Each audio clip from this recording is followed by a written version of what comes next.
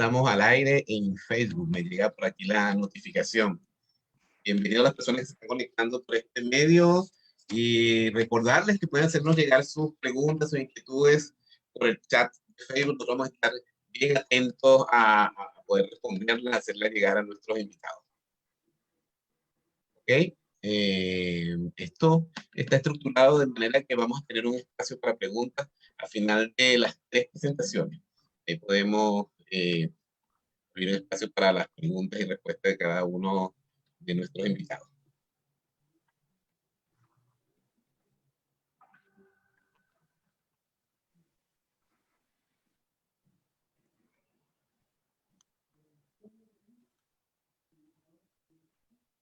Por aquí llegan saludos para el panelista Sebastián.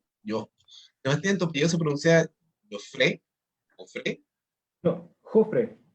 Sebastián Jofre. Jofre. Por aquí llegan saludos de Lorena.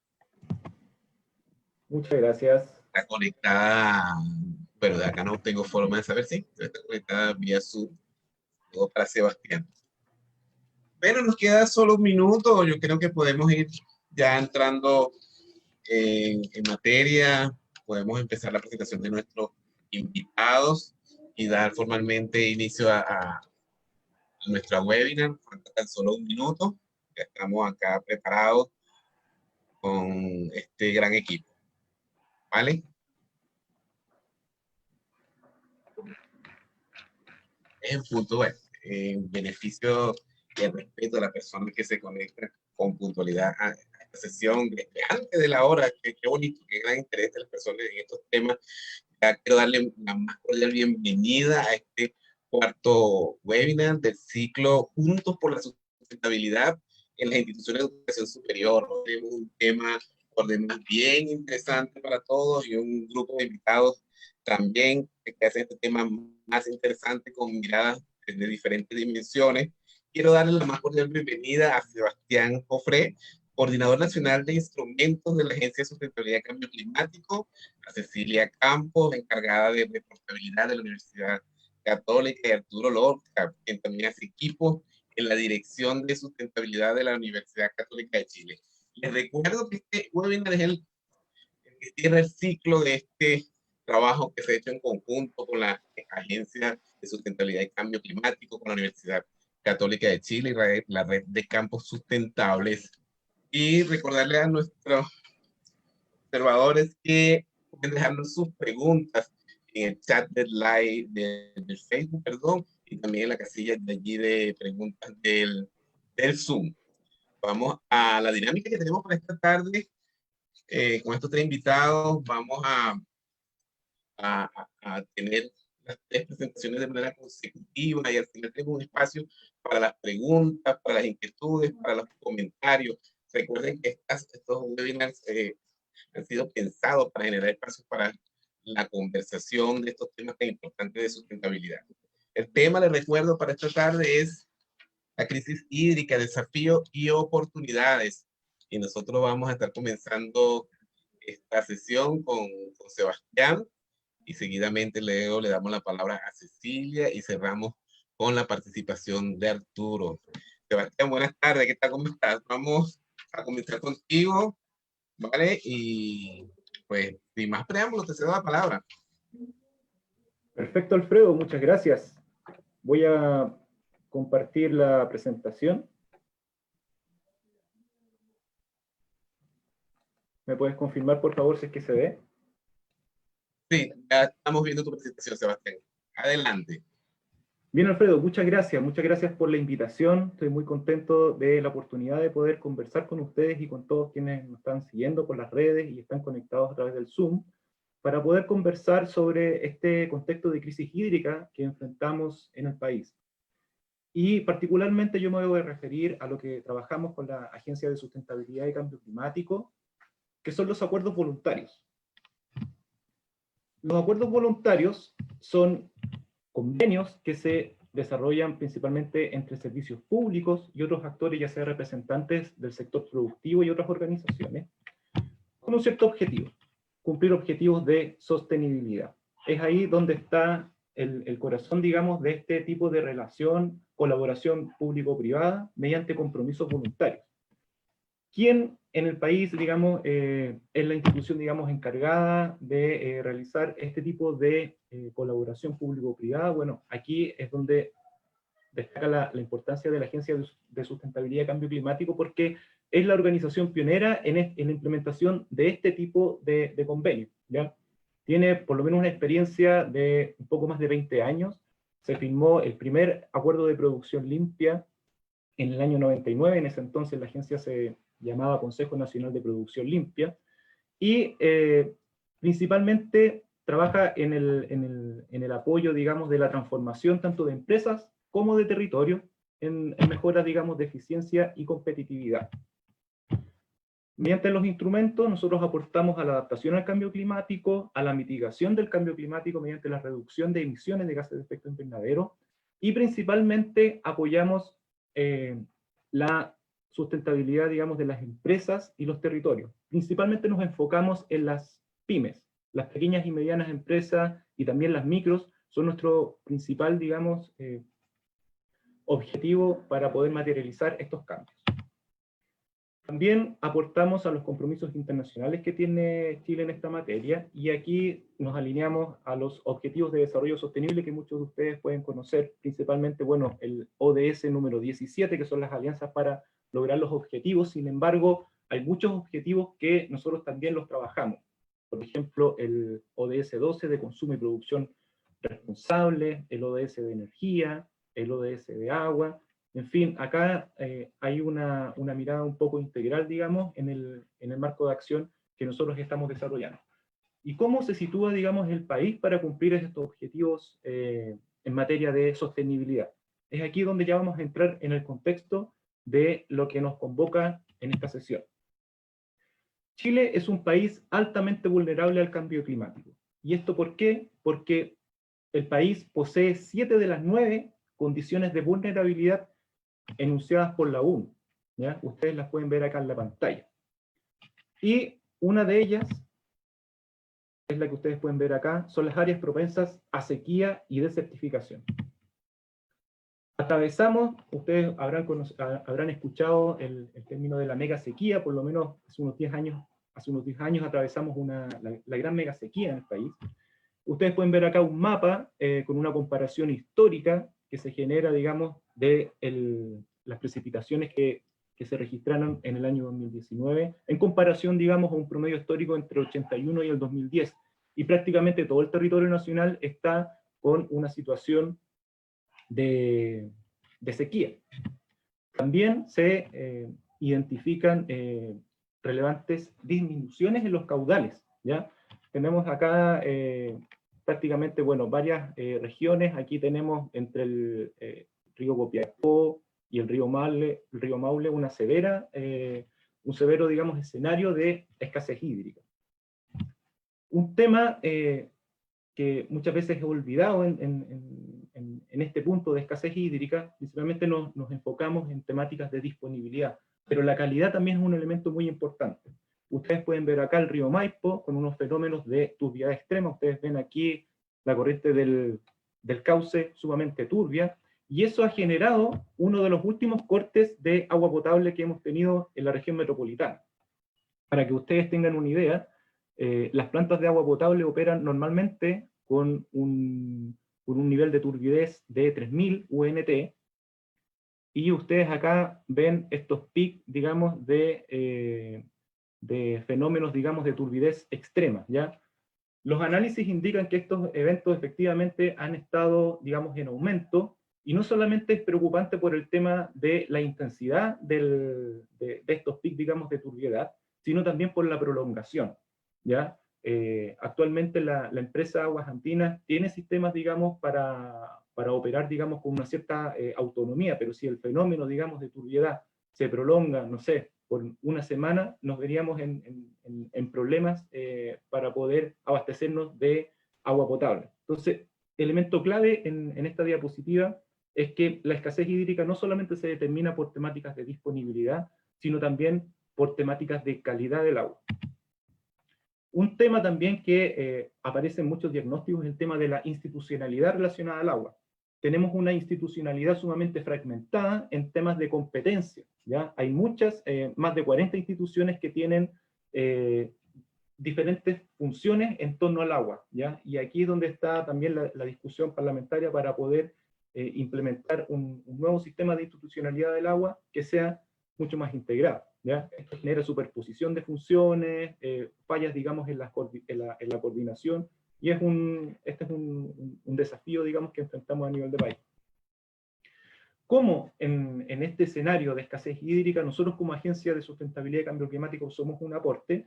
Bueno, para el sector privado, como les mencioné anteriormente, principalmente en las pequeñas, medianas y microempresas, uno de los instrumentos que tenemos ya consolidados desde, como les dije, desde el año 99 son los acuerdos de producción limpia para implementar ciertas mejoras dentro de la operación de estas empresas. Mejoras en la incorporación de buenas prácticas, de tecnologías limpias y principalmente una eficiencia en el uso de recursos, ¿ya? Dentro de eso está el tema agua y principalmente se trabaja desde el ámbito de la eficiencia hídrica y de la calidad. Pero situándonos en el contexto y en los principales desafíos que enfrentamos en el país a raíz de las diapositivas que les presenté, les voy a presentar este instrumento que ustedes ven acá en el centro, que son los acuerdos voluntarios de gestión de cuencas. Un instrumento que es sumamente interesante desde el punto de vista de la innovación pública, ¿ya? Por elementos que ustedes van a ver a continuación. El acuerdo voluntario de gestión de cuencas, ¿qué es? Son compromisos voluntarios de acciones entre múltiples actores que están en el territorio. Nosotros nos enfocamos en unidades, en secciones de cuenca, para poder generar estos mecanismos de colaboración. Y estos compromisos voluntarios de acciones van a estar orientados a objetivos y a metas comunes. ¿Con qué objetivo? Con el objetivo de contribuir a la sustentabilidad de una cuenca y también enfrentar los desafíos del cambio climático. Es un convenio que se genera entre empresas, servicios públicos competentes, actores territoriales, la academia, ¿ya? Y se caracteriza, ¿por qué? Se caracteriza porque es un proceso participativo de co-construcción con instancias de diálogo y trabajo colaborativo entre los principales actores de la cuenca bajo la metodología del consenso. Y esto ya le confiere un cierto elemento que lo distingue de otros instrumentos de gestión que están operando, ¿ya? Acá se incorporan los diferentes actores y se toman todas las decisiones por la metodología del consenso, en un trabajo, digamos, de co-construcción. Se realizan diferentes talleres para poder generar este acuerdo, ¿ya? En términos metodológicos, ¿cómo opera? Tenemos inicialmente una instancia, digamos, de apresto, de difusión inicial en el territorio, a partir, digamos, de un interés que muestran actores territoriales, ¿ya? Pueden ser organizaciones territoriales en asociación con algún representante del sector productivo, del sector público. Acá es relevante la participación del gobierno local. Los municipios son súper importantes para poder impulsar este tipo de acuerdos. Y tenemos instancias de preparación y negociación de lo que va a ser la estructura de este acuerdo, ¿ya? Para esto, los principales, digamos, apoyos son un apoyo técnico y un apoyo de facilitación. Lo que ustedes comprenderán cuando se reúnen, digamos, diversos actores con diferentes posiciones e intereses, es sumamente importante tener las capacidades de facilitación de estos procesos y también avanzar en la transformación de todos los conflictos socioambientales, ¿ya? Cuando ya llega a un consenso, se firma el convenio entre todos los representantes de las instituciones que participaron de este proceso, adquieren compromisos voluntarios de acciones y están en su voluntad, digamos, de poder suscribir este convenio. Y de esta forma se constituye un comité de coordinación. Todos los que firman constituyen un comité de coordinación. Este es un elemento que también es sumamente importante, digamos, en términos metodológicos, porque al firmar el convenio se constituye este comité de coordinación que durante la etapa de implementación también toma decisiones, hace seguimiento, hace monitoreo y también opera bajo la lógica del consenso. Algunos resultados esperados: tenemos el uso eficiente y sostenible de los recursos hídricos, se generan importantes articulaciones y alianzas para el cuidado de los ecosistemas y el patrimonio ambiental, un elemento sumamente importante en los territorios. Una acción transversal que hemos visto en los acuerdos es la información y la educación ambiental, la reducción de vulnerabilidad ante riesgos naturales, desarrollo productivo limpio sustentable, y también la incorporación de espacios de participación formal en temáticas de gestión para aquellas organizaciones de usuarios y de interés del territorio. Aquí la participación ciudadana de las organizaciones del territorio tiene este enfoque, digamos, que es característico, porque al constituir el comité de coordinación, también después se hacen parte de la toma de decisiones que pueda tener esta estructura. Empezamos, digamos, con este proceso por allá por el 2015, y estos son los acuerdos, digamos, en modalidad piloto, que se han firmado y están en etapa de implementación. Son casi 142 instituciones que participan, y tenemos a la fecha un total de un poco más de 620 compromisos voluntarios de acciones entre estos 6 acuerdos en las diferentes regiones, y de las cuales tenemos una tasa, digamos, de cumplimiento a la fecha de un 40 y un 60%, considerando también que hay varios que todavía no terminan el periodo de implementación. Les voy a comentar 2 casos para que ustedes puedan ver, digamos, y distinguir ciertas particularidades de estos procesos en los territorios, y podamos también generar un espacio de consultas y comentarios. Voy a comentarles la experiencia del acuerdo de Bichuquén y el acuerdo del Valle del Itata en la comuna de Ranquil. El acuerdo voluntario para la gestión de cuencas, esto es un nombre un poco grande, pero tiene una gran representatividad de los actores para que nadie se quede afuera, y se llama Acuerdo Voluntario para la Gestión de Cuencas de Yico, Bichuquén, Torca, Tilicura y sus afluentes, ¿ya? A modo de contexto, este territorio sufre un proceso paulatino de deterioro ambiental a través de un proceso de eutroficación, ¿ya? Para quienes no conozcan este proceso, es un proceso, digamos, de aporte de ciertos contaminantes, nutrientes, y genera, digamos, lo que ustedes ven acá en pantalla. Principalmente este es el principal efecto. Se pone verde el agua, y genera, digamos, ciertas problemáticas de salud también, y para las actividades productivas. Es una zona que, bueno, tiene una alteración del patrón natural del recambio de agua, justamente en la desembocadura del estero Yico. Es un territorio que tiene un escaso bosque nativo.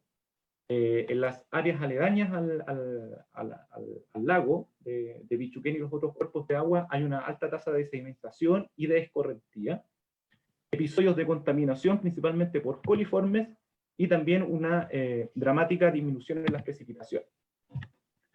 Entonces, ¿qué tenemos en general? Tenemos conflictos entre usuarios, tenemos episodios de contaminación, diferentes presiones antrópicas también por el desarrollo urbano, diferentes proyectos inmobiliarios, y disminución de precipitaciones. Esto genera degradación ambiental, afecta actividades productivas y afecta a la salud.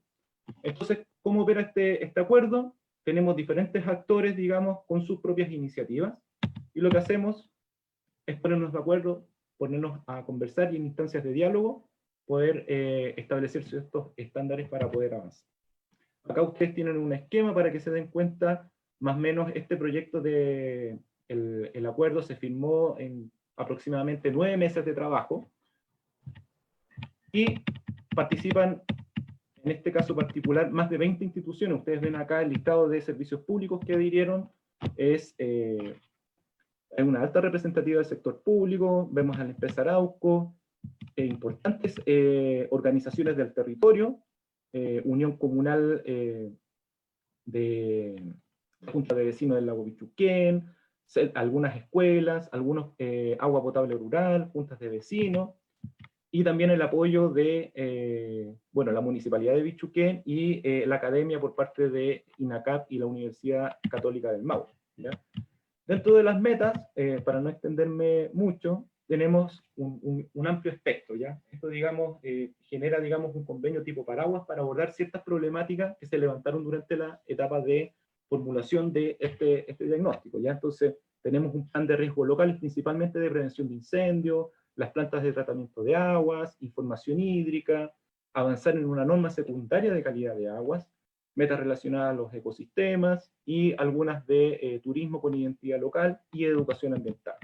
Algunos ejemplos de acciones: se instalaron sistemas complementarios de ozono para el tratamiento para las plantas de tratamiento de aguas servidas, importantes actividades de educación ambiental, generación de información de catastro para la toma de decisiones, se habilitaron algunos senderos, CONAF también se adjudicó un fondo regional para implementar un proyecto de descontaminación del lago mediante unas islas flotantes, un proyecto bien interesante que están ejecutando ellos, y un importante monitoreo de los parámetros del lago, principalmente con la acción de la Unión Comunal de Junta de Vecinos de Bichuquén, quienes ellos hacen un reporte, digamos, y un monitoreo sistemático de estos parámetros del lago. En el caso de el acuerdo de Ranquil, a modo de contexto, es justo una zona que fue una zona declarada como zona de rezago y actualmente es una zona de oportunidades del Valle del Itata, territorio de secano, donde tenemos importantes, digamos, indicadores de escasez hídrica y también algunos incendios forestales registrados en el año 2015. Es un proceso que también demoró aproximadamente 8 meses para la firma, mediante varios talleres participativos de co-construcción de este acuerdo, y finalmente fueron 14 las entidades que suscribieron este acuerdo. Ustedes pueden ver acá representantes del sector público, del sector privado, y también de la academia con la Universidad de Concepción. Las metas también involucran un amplio, digamos, espectro de temáticas, ¿ya? Escasez hídrica, de disponibilidad, extensión por sector productivo, un plan de difusión, prevención de incendios, y algunos ejemplos de acciones. Bueno, se realizó bueno, a la fecha se han realizado 2 o 3 recorridos por la cuenca, una instancia de educación sumamente interesante, porque se van conociendo a medida que se va recorriendo la cuenca con los diferentes actores, las diferentes labores que ejerce cada actor en la cuenca. Por ejemplo, acá se visitó, esta es una toma de agua de un comité de agua potable rural en el sector de Batuco, se conoció cómo operan, luego se conocieron dónde estaban las tomas de estas aguas, se recorrió desde la parte alta de la cuenca, se realizaron monitoreos de calidad de agua con financiamiento de la empresa, se creó una unión comunal de APR. Esto también es un elemento sumamente importante porque favorece, digamos, y potencia la asociatividad de los sectores que principalmente están, digamos, dispersos, y también les genera una gran oportunidad para acceder a diferentes proyectos y financiamientos. Se está realizando un monitoreo de la edad del agua para identificar zonas de vulnerabilidad en temáticas de calidad de agua subterránea. Se está analizando cómo utilizar unos derechos de agua que fueron donados a la comuna por parte de la empresa de Arauco. Se realizó un video de difusión, seminarios constantes, y un elemento sumamente importante, mis felicitaciones también a este equipo de la Universidad de Concepción, en colaboración con el Instituto Forestal, bueno, y las organizaciones del territorio. Ellos se adjudicaron y están ejecutando un proyecto FONDER para un sistema de monitoreo local. Es una experiencia muy, muy interesante la que están desarrollando estos actores aquí en el Valle del Itata. Y bueno, sí, estoy terminando ahora la última diapositiva. Adelante, adelante. Nuevas iniciativas. Tenemos ahora un proceso de reformulación y focalización de nuestros instrumentos para actuar justamente en territorios priorizados, generando alianza con actores claves y principalmente contar con información para lograr los compromisos alineados a todas las prioridades del país. Y el principal foco que queremos desarrollar de aquí en adelante, aportar a la seguridad hídrica, principalmente desde la eficiencia, desde la conservación y protección del recurso hídrico, y también la incorporación de nuevas fuentes de agua. Aquí ustedes pueden tener, aquí tienen mi correo de contacto. Ante cualquier duda, si no es por acá por el seminario, alguna información que requieren, yo encantado de poder conversar y compartirlas con ustedes. Muchas gracias. Sebastián, gracias a ti. Gracias a ti por esta excelente presentación. Ha sido una gran entrega, mostrando lo que es el aporte de la Agencia de Sustentabilidad y Cambio Climático en este escenario de escasez, y especialmente interesante el tema del acuerdo voluntario de gestión de cuencas, que está dando resultados en un ambiente, como te decía, que es bien polémico con el tema de la crisis, así que es bien, bien bueno saber que están estas intermediaciones que se hacen desde la colaboración, desde el voluntariado, desde este acuerdo voluntario, ¿no? Así que muchas gracias por esta gran presentación. Ya tenemos por acá un par de preguntas que le vamos a dejar para el final, ¿vale? Y le vamos a dar la palabra a Cecilia de la Pontificia Universidad Católica de Chile. Es bien interesante la participación, en este caso de Cecilia y Arturo, porque la universidad tiene un doble rol en este caso, porque además de su rol como desde la academia, desde la investigación, también tiene que hacerse cargo de sus propios impactos, producto de sus operaciones y sus actividades en temas del uso del agua, del uso de energía, de la emisión de gases de efecto invernadero. Entonces aquí tenemos esta presentación de Cecilia que nos va a compartir eh, este trabajo que se ha hecho en el interior del campus también, por demás es bien interesante. Adelante, Cecilia. Muchas gracias, Alfredo. Efectivamente, vamos a empezar la presentación. Pero eso, parte Arturo. Sí. En realidad, Alfredo, vamos a presentar en conjunto con Cecilia, ¿Vale? para hacerlo un poco más dinámico. Perfecto, y bueno, adelante. también agradecer a Sebastián por la presentación, muy interesante, y también muy interesante ver cómo están articulando esa diversidad de actores que mencionaban. Y también, como decía Alfredo, nosotros vamos a pasar como algo que quizás es un caso más específico o una escala más baja, que es también ver cómo la universidad se sitúa en este contexto de crisis hídrica, ¿no es cierto? Y principalmente nos vamos a centrar en la primera cuantificación de la huella hídrica, ¿ya?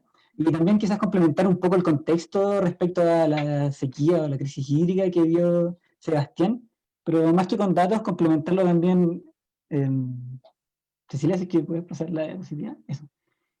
Complementando, rememorando un poco lo que fue el 2019 y todos estos titulares un tanto angustiantes que fueron la tónica de gran parte del año, ¿no es cierto? Y que fue un año como muy relevante, o quizás como un punto culmine de la sequía o la mega sequía, que ha sido toda esta última década, ¿no es cierto?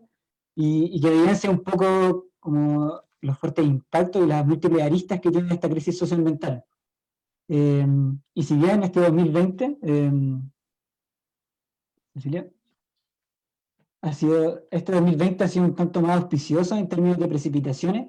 Esto no implica que la sequía se haya acabado, ¿no es cierto? Seguimos estando como bajo los promedios previos a esta sequía, y como menciona como investigador del Centro de Resiliencia y Cambio Climático de la Chile, aún estamos en la sequía y probablemente llegó para quedarse, ¿no es cierto? En parte al menos, como en este contexto de cambio climático. Y frente a esto es que la universidad decide situarse en esta crisis, ¿no es cierto?, y empezar a dimensionar y hasta cierto punto caracterizar el impacto que tiene la comunidad UC frente a estos recursos hídricos. Y el instrumento que estamos utilizando para esto es esta primera cuantificación de la huella hídrica, que va a pasar a explicar más en detalle mi compañera Cecilia Campos. Efectivamente, muchas gracias, Arturo, por este contexto. La idea, ¿cierto? Para empezar era encontrar una herramienta que nos permitiera a nosotros cuantificar y conocer, ¿cierto?, nuestro impacto, y al hacer una pequeña investigación nos damos cuenta que el gran exponente a nivel internacional es GeoExtra, con su manual para cuantificación de la huella hídrica, y en él se definen ciertos conceptos básicos. Entender qué es la huella hídrica, ¿cierto? La huella hídrica se define como un volumen total de agua dulce que se utiliza directa o indirectamente para la consecución de los fines de la organización. La huella hídrica también va a tener dos grandes aspectos, ¿cierto? Una huella directa relacionada, como su nombre le dice, directamente con la operación de la organización, y una huella indirecta que va a estar relacionada, como su nombre lo indica, con la cadena de suministro de la misma organización. También es parte de la huella hídrica azul, la huella hídrica verde, la huella hídrica gris. La huella hídrica azul es toda aquella agua dulce superficial y subterránea que ha sido consumida o incorporada a los productos o servicios de la organización. La huella verde va a ser el agua de lluvia que se incorpora al producto o se evapora, pero que bajo ningún punto llega a escorrentías. El agua hídrica gris va a ser aquella misma agua potable dulce que ha sido contaminada y que es reincorporada a las masas de aguas receptoras. También aprovecho la oportunidad de aclarar algunos conceptos que se mencionan en la huella hídrica y que a veces generan un poco de confusión. El consumo de agua es toda aquella agua que se pierde de la masa de agua receptora u original, y el reciclaje y la reutilización de agua tienen su diferencia en que, a pesar de que ambos son reutilización, el reciclaje de agua es reutilización in situ, tradicionalmente para los mismos fines originales. Se pueden ver el reciclado de aguas residuales, de aguas evaporadas, y la reutilización de agua es la reutilización pero en otro lugar, comúnmente para otro propósito distinto del original, ¿cierto? Y una vez teniendo claro estos conceptos, para la universidad tratamos de desarrollar alguna metodología que nos pudiera acercar un poco más, porque si bien el manual de GeoExtra propone una metodología transversal, es muy distinto cuantificar, por ejemplo, la huella hídrica de una forestal que la huella hídrica de una institución de educación superior, ¿cierto? Y además hay que ajustar la información disponible para cada país y para cada sector productivo. Entonces, la verdad es que la metodología fue un poco ajustada a la realidad UC.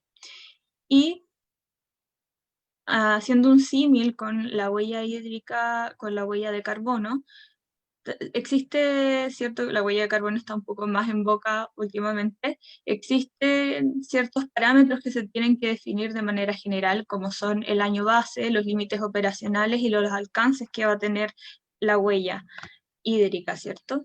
En este caso, el año de cuantificación fue el año 2018, los límites operacionales fueron los 5 campus de la UC, 4 en Santiago, 1 en Villarrica. Los alcances incluidos en la cuantificación fueron el consumo de agua potable, que van a estar directamente considerados en la huella hídrica azul directa y en la huella gris directa, las lluvias y evapotranspiración, que se van a considerar en la huella directa verde, y el papel y el consumo eléctrico de la red eléctrica, que son considerados en la huella indirecta. También hay que definir cuáles alcances están excluidos de la huella, de la cuantificación de la huella. Vemos que el transporte de la comunidad está excluido.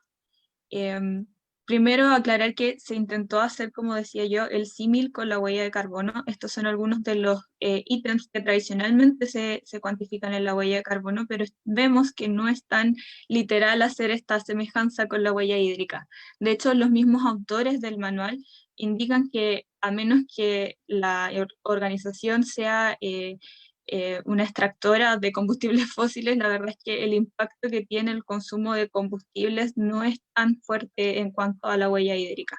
Por lo tanto, desestiman la cuantificación por transporte.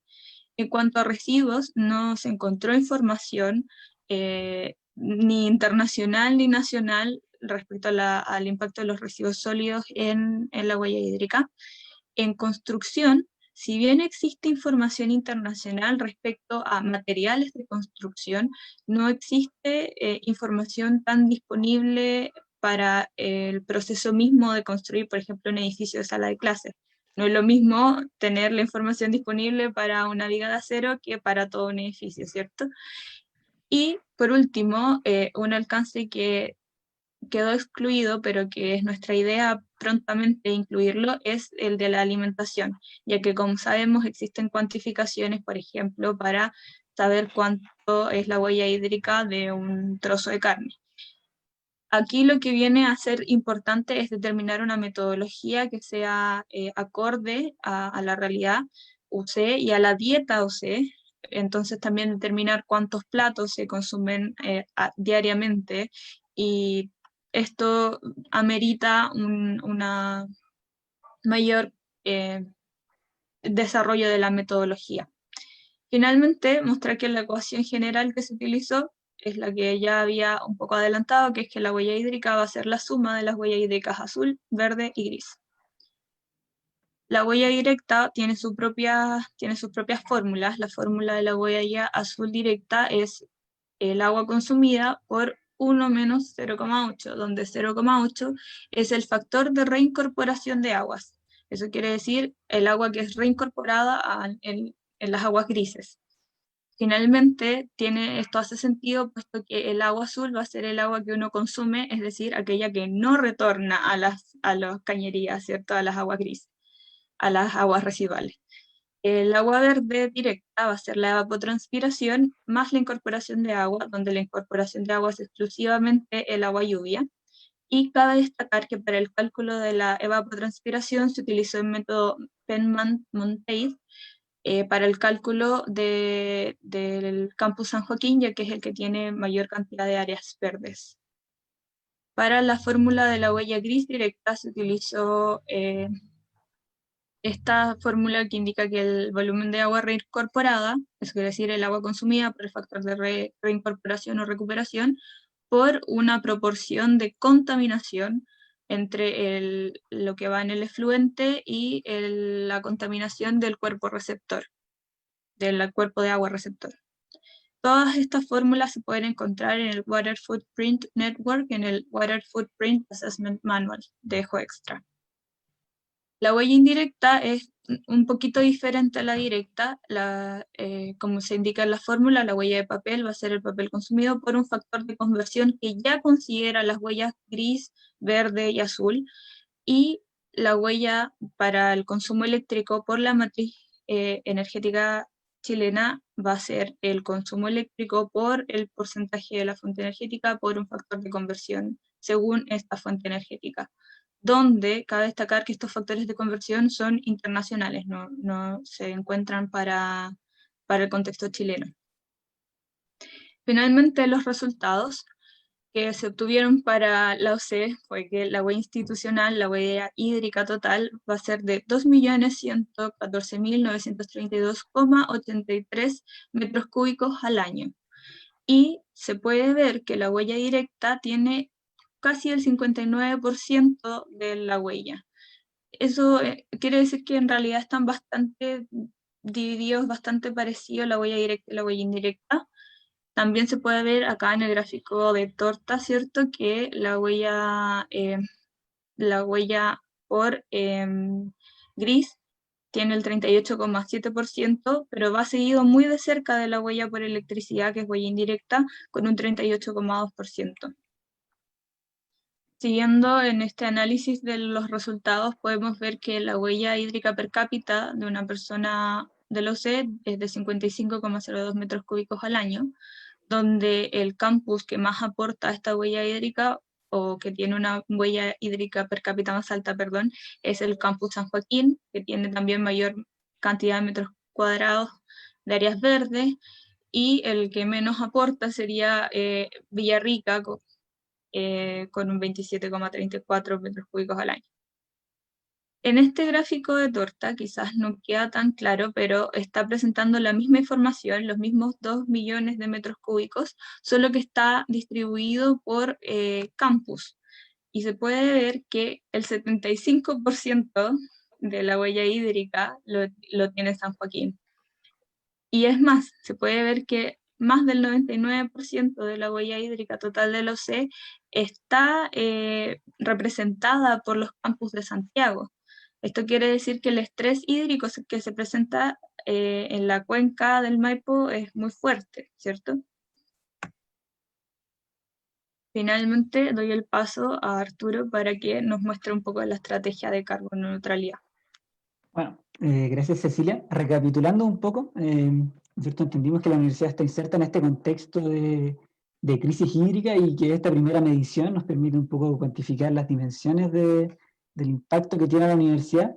Ahora la pregunta es cómo la institución o cómo la comunidad UCE se hace cargo, ¿no es cierto?, de este impacto. Y en ese contexto es que se alinea un poco con lo que es la estrategia de carbono neutralidad de la universidad, que quizás, como no saben, la universidad se comprometió a hacer carbono neutral para el año 2038, en donde si hablamos de carbono neutralidad, los aspectos más importantes o más relevantes son energía, transporte y residuos, pero en pos de trabajar en la sustentabilidad, la universidad entiende que es necesario incorporar más elementos, sobre todo en un contexto de cambio climático, y eso hace que también se incluya una mesa de trabajo de agua, ¿no es cierto?, que viene un poco esta medición a reforzar la inclusión o valorar, ¿no es cierto?, relevar este tema de aguas dentro de este esfuerzo que está haciendo la universidad en la estrategia de carbono neutralidad, y permite también caracterizar un poco lo que es este impacto y que permite también dar luces de las primeras líneas de acción que tiene que enfrentar la universidad. Y en ese sentido, las primeras medidas que se han estado implementando, además de diagnósticos complementarios a esta primera huella hídrica, es un proyecto piloto de monitoreo y control, ¿no es cierto?, de presión dentro de la redistribución de agua potable en el campus San Joaquín, en un segmento del campus, en donde es un proyecto piloto, entonces solamente han habido como estimaciones de los primeros resultados, pero se estima que en este proyecto piloto se han reducido en cerca de un 20% el uso de agua en este sector donde se implementó este proyecto. Y además, recalcar que este contexto, ¿no es cierto?, que la universidad ya reconoce que está inserta en esta crisis y que está el terreno fértil para empezar a abrirse a nuevas posibilidades de medidas que podrían ser implementadas, ¿no es cierto?, en este contexto de la estrategia de carbono neutralidad, que da el escenario para que la universidad empiece a evaluar quizás uso de aplicaciones de eficiencia hídrica, artefactos sanitarios más eficientes, ¿no es cierto?, reutilización de aguas grises, sistemas de riego eficientes, sobre todo en el campus San Joaquín, que tiene una gran proporción de áreas verdes, recambio de forestación con bajo consumo hídrico y sobre todo también trabajo de concientización con la comunidad UC, ¿no es cierto? Entonces, la universidad ya está situándose dentro de esta crisis hídrica y está tomando las primeras iniciativas, entendiendo cuál es su impacto y cuáles son, caracterizando su impacto para poder empezar a abrirse a estas nuevas posibilidades, que aún quizás no hay nada concreto más allá de este proyecto piloto, pero sí son cosas que se están empezando a conversar y que eventualmente podemos ver algunas de ellas que se concreten en el futuro. Eso, muchas gracias. Vale, gracias a Arturo y Cecilia por esta presentación del panorama, en primer lugar de la herramienta de cálculo de la huella hídrica que nos presentó Cecilia y la experiencia que se ha tenido en la universidad respecto a la aplicación de la herramienta, y también un poco sobre la preocupación que muestra la universidad en este tema y la forma como piensa abordar. Muchas gracias, Cecilia y Arturo. Y ya vamos de inmediato a entrar a la sesión de preguntas. Por acá tenemos, he tratado de agruparlas por temas, pero igual, pues cada quien puede intervenir pues, para responderlas. Entonces, esta creo que va en línea con la primera parte, ¿verdad? Sebastián, preguntan por acá, ¿cuáles considera que son los principales obstáculos que se presentan en esta, ustedes llamaron, esta gestión de hacer acuerdos voluntarios, en estos procesos de intermediación, en los conflictos que se genera el tema del uso del agua, especialmente cuando hay tantos actores o cuando puede haber conflictos, digamos, intereses que se enfrentan? ¿Cuáles consideras tú que son los principales obstáculos para llegar a un acuerdo voluntario? Bien, bueno, gracias por la pregunta. Creo que los principales obstáculos que enfrentan estos procesos incluyen, bueno, diferentes áreas. Primero, el tema de información, la disponibilidad de información para la toma de decisiones muchas veces en los territorios no está actualizada o simplemente no se cuenta. Caso especial, por ejemplo, son el tema de cuál es la calidad de los recursos y también principalmente el agua subterránea, ¿ya? Ahí hay un vacío de información que muchas veces genera un obstáculo también para la toma de decisiones. Representatividad de los actores también es un tema que muchas veces afecta, porque esta metodología, digamos, de acuerdos voluntarios opera bajo la lógica de organizaciones e instituciones con ciertos representantes, y muchas veces estas organizaciones no cuentan con una debida representatividad entre todos sus socios o en todo, digamos, las personas que involucran. Entonces, la representatividad también es uno de los obstáculos que también se aborda, digamos, como un desafío también para poder desarrollarlo en el marco de este espacio de colaboración. Otro elemento creo que también es importante y también va generando un obstáculo es el financiamiento para la implementación de acciones, ¿ya? Como son compromisos voluntarios, muchas veces no se tienen los recursos para implementar ciertas acciones que puedan generar un gran impacto en el territorio. Entonces, es aquí donde destacan la importancia y la relevancia del trabajo coordinado. Como les comentaba, por ejemplo, en la presentación, muchas de las acciones y ejemplos de acciones que se realizaron fueron con proyectos concursables, ¿ya? Fondos de protección ambiental, de medio ambiente, bueno, financiamiento privado, y también este proyecto que se adjudicó la Universidad de la Concepción. Así que el financiamiento también para la implementación es un elemento muy importante. Y como último elemento, creo que como, digamos, este comité de coordinación incorpora una cierta institucionalidad que le permita tener una gobernanza mira hacia los próximos años, ¿ya? Estos tipos de acuerdos voluntarios pueden tener, digamos, una programación, digamos, de corto y mediano plazo, pero si se proyecta, digamos, al largo plazo, necesita instaurar una institucionalidad y una forma de gobernanza que les permita a los actores continuar, digamos, con la implementación de este tipo de alianza público-trabajo con actores territoriales. Nosotros como agencia apoyamos, por ejemplo, los primeros 3 años del acuerdo, y es ideal instalar ciertas capacidades para que el mismo comité después pueda operar por sí solo. Vale, muy buena. Gracias, Sebastián. Por acá tengo una que va hacia el tema de la huella hídrica en la universidad y en el campo sustentable, porque de verdad es un tema que es sensible en San Joaquín. Esta aplicación de la herramienta en la universidad deja en evidencia el impacto que tiene la forma, para ver, el sistema de riego y la forma que hace riego la universidad. Estoy redondeando la pregunta, especialmente por las obras que se hace, la cantidad de agua que se utiliza, la forma manual y para cubrir grandes extensiones de pasto. Este cálculo, este ejercicio de la huella hídrica, ¿en qué posición deja ese tema que es de preocupación para la comunidad de San Joaquín? Ya, la verdad es que el cálculo en sí permite ir mucho más allá que solo el consumo de agua potable, que sería donde se ve reflejado, ¿cierto?, el uso para riego. Entonces, si bien no quiero decir que esté de acuerdo con las prácticas que se están utilizando, la huella hídrica permite ver un espectro más amplio.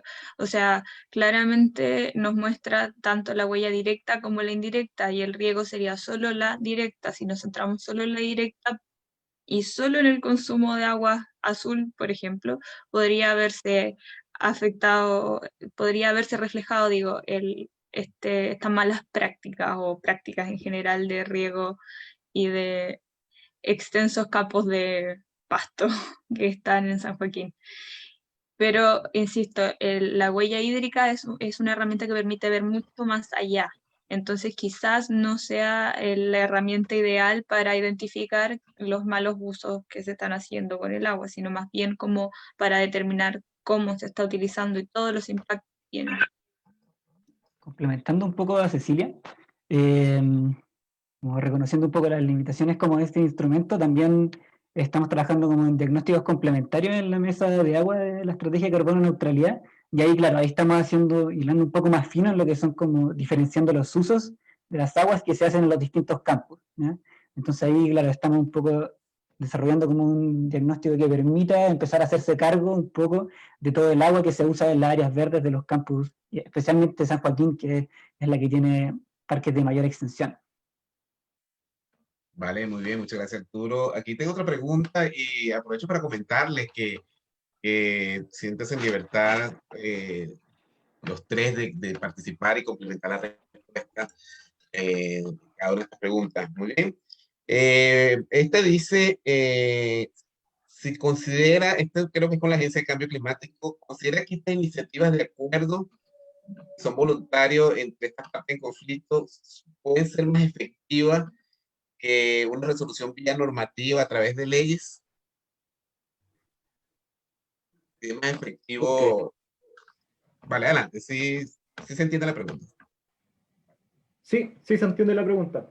Creo que, bueno, esto es como la comparación, claro, que es más efectivo, digamos, en términos de caricatura, el garrote o la zanahoria, ¿ya? O sea, se realizan estas cosas, digamos, con los incentivos para que la gente, para que las instituciones y las empresas puedan avanzar de forma voluntaria o con un cierto marco normativo, digamos, que sea más rígido. Creo que desde ese punto de vista, y también haciendo alusión a la consulta en términos de eficiencia, creo que una de las ventajas que tiene el avanzar, digamos, de esta forma de alianza y de acciones voluntarias es que es mucho más eficiente en el tiempo. O sea, hay normativas que se demoran mucho tiempo, digamos, en estar en vigencia, y genera, digamos, un tiempo de vacío en que si no se hace nada, digamos, se pueden generar muchas externalidades, ¿ya? Un caso, digamos, concreto, por ejemplo, es lo que se demora, por ejemplo, la incorporación de ciertas normas secundarias de calidad de agua, ¿ya? En algunos casos se puede demorar incluso hasta 10 años, ¿ya? Es un proceso que es muy largo, digamos, y es muy difícil. Tenemos muy pocas normas de calidad secundaria, y hay un desafío, digamos, de poder agilizar un poco ese proceso y también incorporar la normativa, porque yo creo que las dos cosas son súper importantes: tener un buen marco normativo y también compromisos voluntarios. Muchas veces el compromiso voluntario surge a partir del interés propio de las empresas, y eso los motiva también a generar inversiones y avanzar mucho más allá de lo que les exige la normativa. Y por otro lado también hay ciertas empresas que frente a un tema de fiscalización, digamos, o de multa, hay algunas empresas que prefieren pagar la multa y con eso, digamos, quedan listos. Entonces, ahí hay un tema de poder incorporar este tipo de metodología de compromisos voluntarios para poder ir más allá de lo que exige la normativa.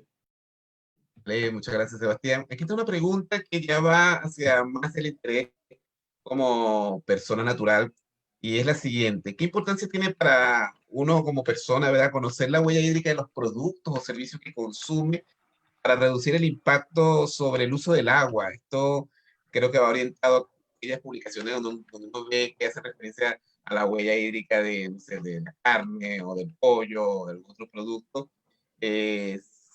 La pregunta es: ¿qué importancia tienen estos valores que se reflejan en esta publicación?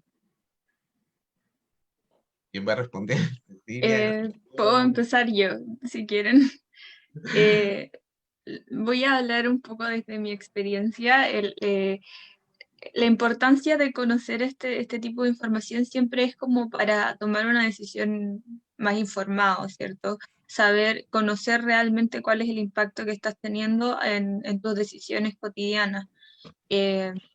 Por ejemplo, en la elección de tu alimentación o en tus actividades diarias. Siento que hacia ese punto van enfocadas todas estas cuantificaciones.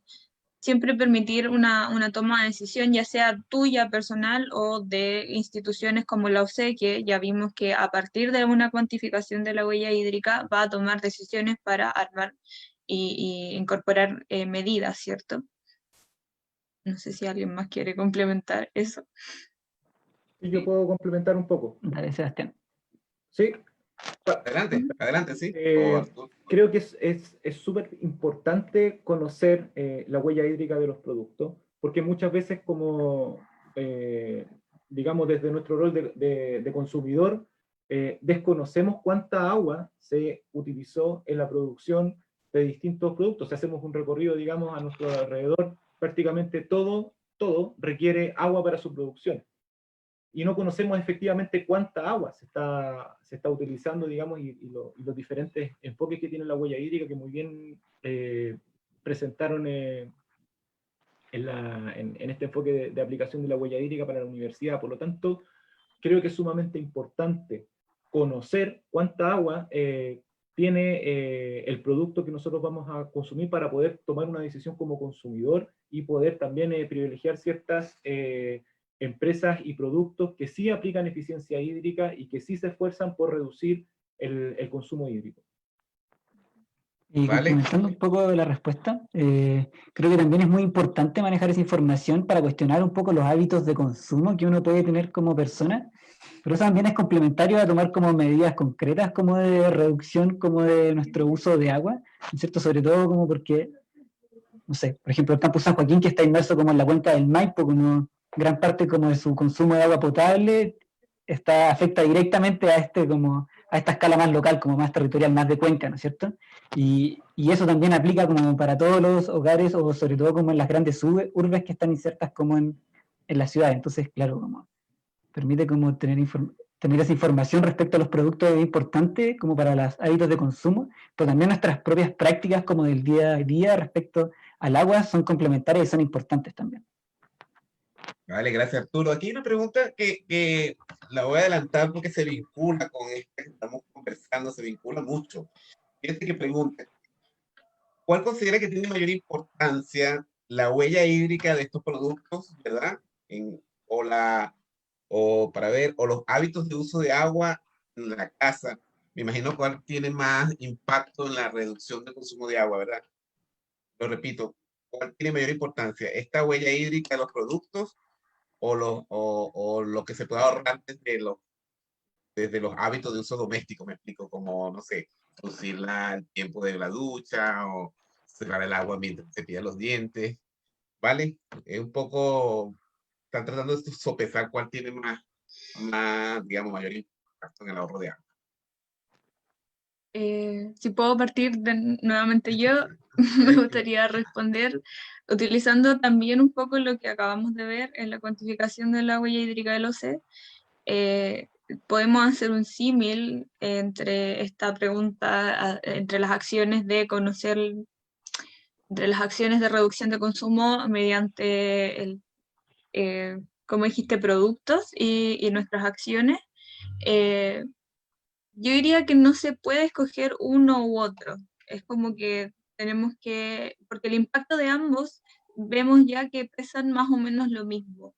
Ambos tienen igual influencia en la huella hídrica total, entonces no es como que al hacer uno ya estoy haciendo todo, entonces puedo dejar el otro de lado. La idea sería siempre complementarse y hacer los dos, tomar las dos decisiones, tomar tanto cerrar la llave, usar aireadores, tanques más eficientes, duchas más cortas si quieren, y también reducir el consumo de carne, privilegiar el consumo de vegetales, etcétera, porque son complementarias para mí, no son como acciones que una pueda pesar más que la otra. Vale, gracias Cecilia. Vamos, tengo dos preguntas todavía por Discúlpame, acá y quedan 5 ¿podría minutos. complementar esa? Adelante, Sebastián, pero para que nos dé Sí, chance de meter otras dos creo preguntas. creo que en relación a esa, quería complementar un poco también la respuesta. Es que creo que, claro, son cosas, digamos, que son complementarias y cada una, digamos, tiene su importancia, pero también hay que ver dónde se está generando ese impacto, porque si yo reduzco, por ejemplo, mi consumo, digamos, directo de agua, por ejemplo, en mi casa, podría tener un impacto en el territorio donde estoy. Pero si, por ejemplo, la temática de la huella hídrica de un producto, eso va a tener también una importancia en el lugar donde se produjo. Y puede ser que en ese lugar la temática, por ejemplo, de contaminación de las fuentes de agua sea un elemento importante, por lo tanto la huella gris adquiere una mayor relevancia. Entonces también hay que mirar desde dónde, ¿a qué voy? Hay que aterrizar y bajar a escala local, digamos, cuál es el impacto para poder comparar, digamos, cuál es más relevante o no, pero coincido, digamos, en la respuesta en que todos estos enfoques son absolutamente complementarios. Vale, voy con una pregunta, me quedan unas preguntas más por acá en función del tiempo.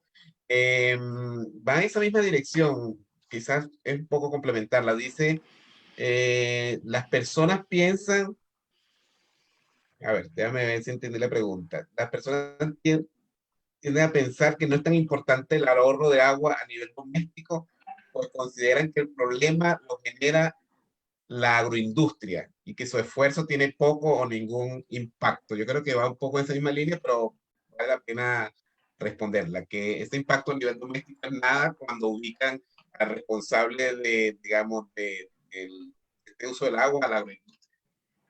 ¿Sí? ¿Me explico?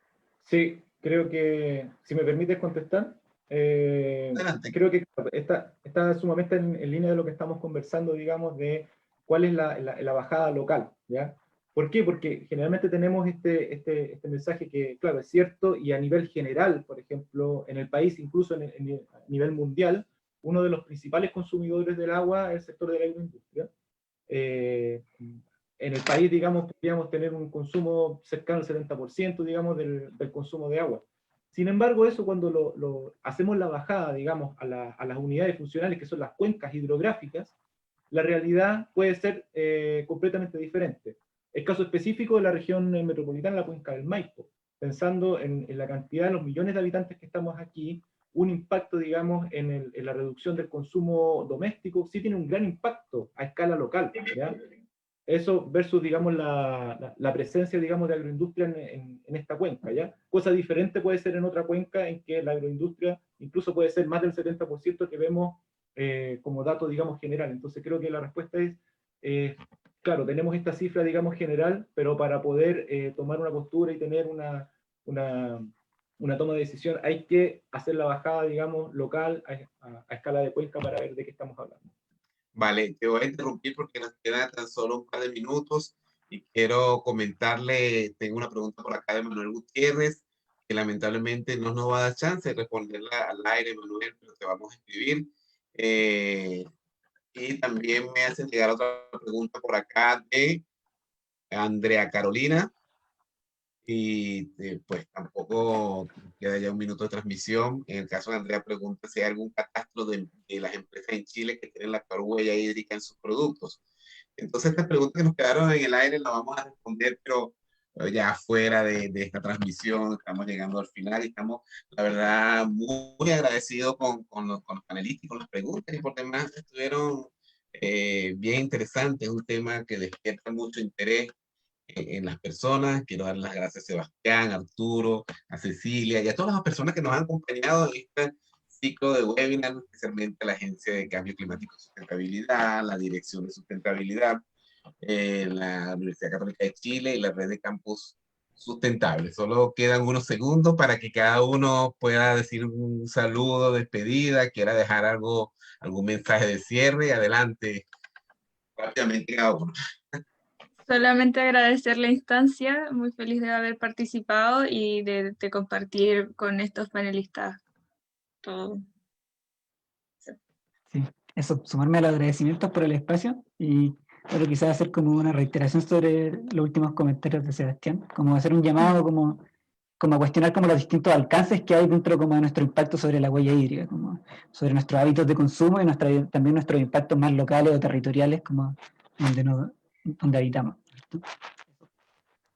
Sí, bueno, muchas gracias por la invitación. Ha sido realmente un agrado estar aquí conversando sobre esta temática que es muy relevante. Y como palabra, digamos, de cierre, creo que destacar la importancia del trabajo coordinado y desde las distintas disciplinas, porque es la única forma que creo que podemos hacer frente a este gran desafío que es la escasez hídrica.